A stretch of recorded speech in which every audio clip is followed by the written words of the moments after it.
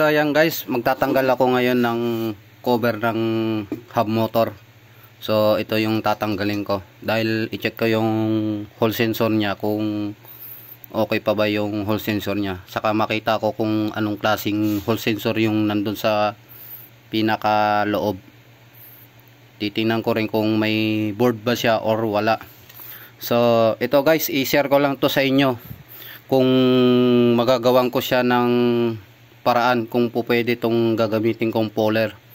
So ito, kinabit ko na siya.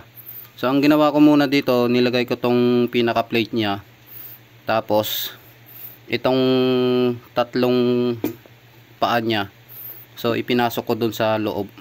Ayan siya, may pagitan yan bawat isang paa niya. Tapos ang gagawin ko, tanggalin ko muna tong pinaka lock niya, saka ko siya ihigpitan dito para kung aangat ba yung pinaka cover niya, para makita ko yung pinaka hall sensor niya doon sa pinaka loob. So ito kasi may problema to mga ka-e-bike, ayaw siya gumana. So i-check ko yung hall sensor niya doon sa loob para mapalitan ko rin siya kung sakasakaling good or bad pa siya. Okay, so tatanggalin ko muna tong tornilyo niya mga ka-e-bike. So ito na siya mga ka-e-bike, natanggal ko na yung pinaka lock niya, itong tornilyo niya. So natanggal ko na lahat yan. Yan, subukan ko siya kung pwede ba siyang anin ng puller. So try natin siya. So DIY lang to mga ka-e-bike, hindi ko kasi to ginagawa ngayon lang. So try natin to. Yan. Yun. So higpitan lang natin, yun, natanggal na siya. Okay,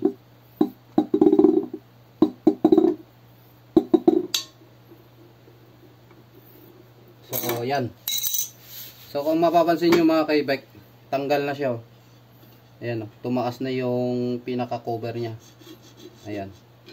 So pwede pala natin siyang gamitan ng puller.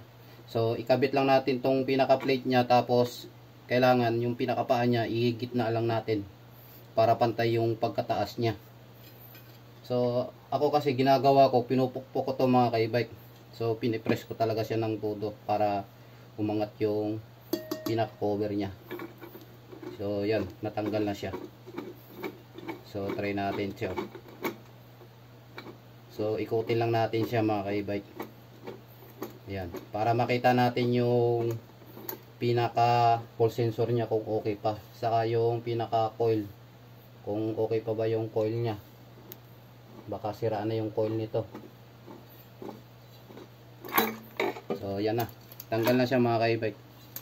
So yan. So check natin yung coil kung may problema.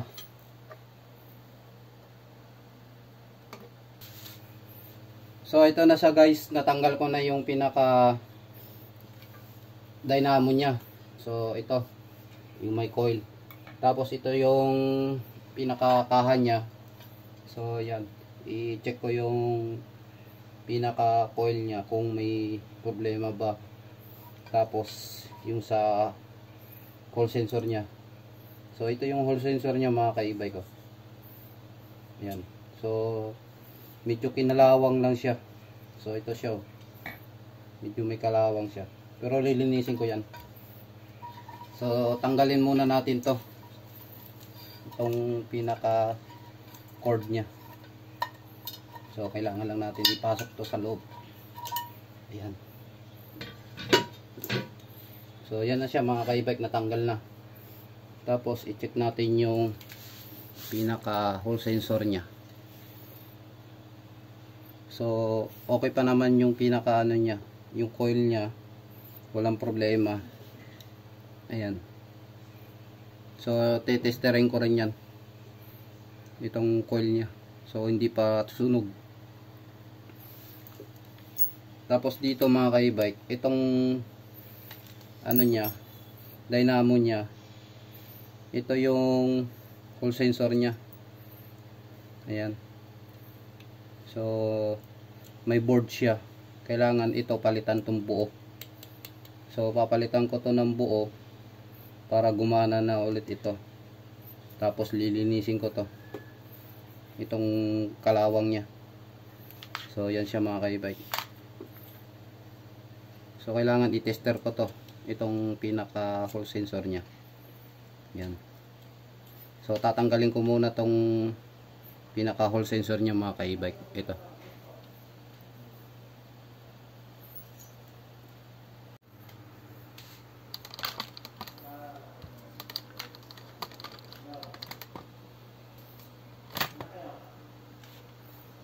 So ngayon mga ka-e-bike, i-tester natin siya. Subukan natin yung sa hole sensor niya kung may response siya. So lagay natin yung negative muna dito sa negative ng hole sensor. Tapos yung tatlong wire na green, yellow, saka blue. Tingnan natin kung may response siya dito, kung mababasa niya. So wala. Tapos baliktarin din natin yung positive naman. Lagay natin dito sa negative din. Tapos i-tester natin yung tatlo ulit. So blue, green, dilaw. So sa blue wala, green wala,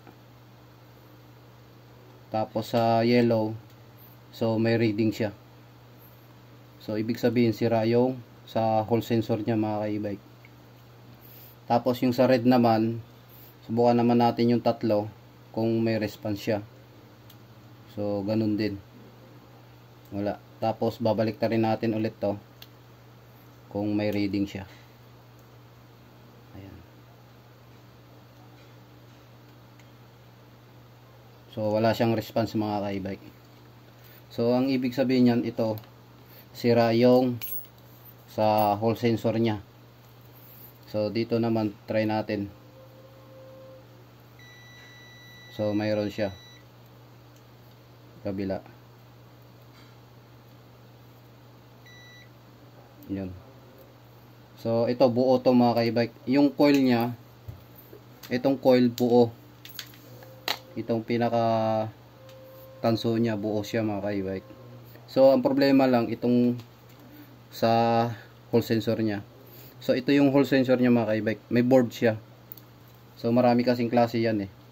May D12, may D10, may 14. So hindi ko lang alam kung ano pa yung iba.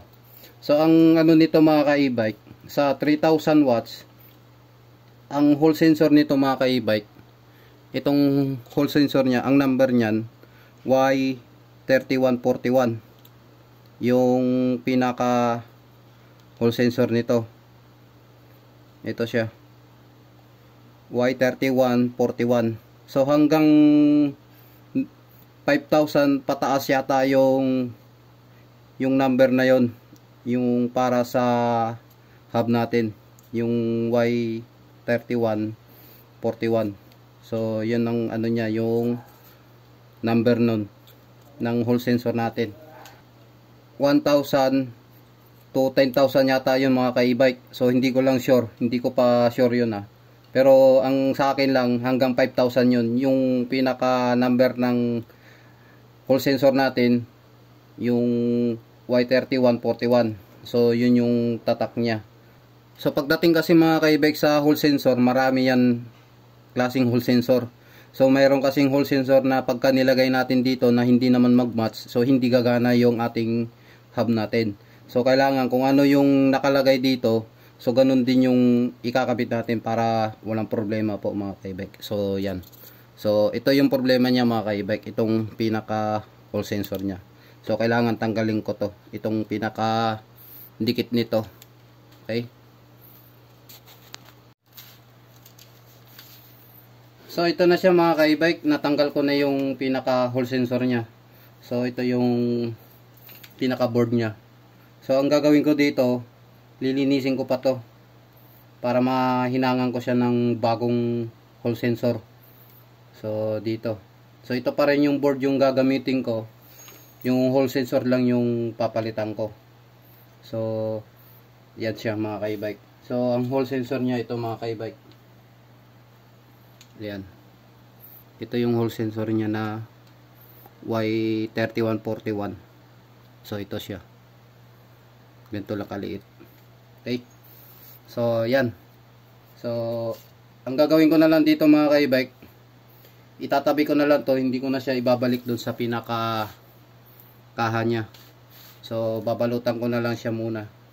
So hantayin ko muna yung in-order ko na hall sensor para dito, para masubukan ko. So abangan nyo mga ka-e-bike sa susunod na video ko, pagkabit ko ng hall sensor nito dito sa pinaka board niya, tapos pagsalpak ko naman dito sa pinaka dynamo niya, at papakita ko rin sa inyo kung gagana siya o hindi.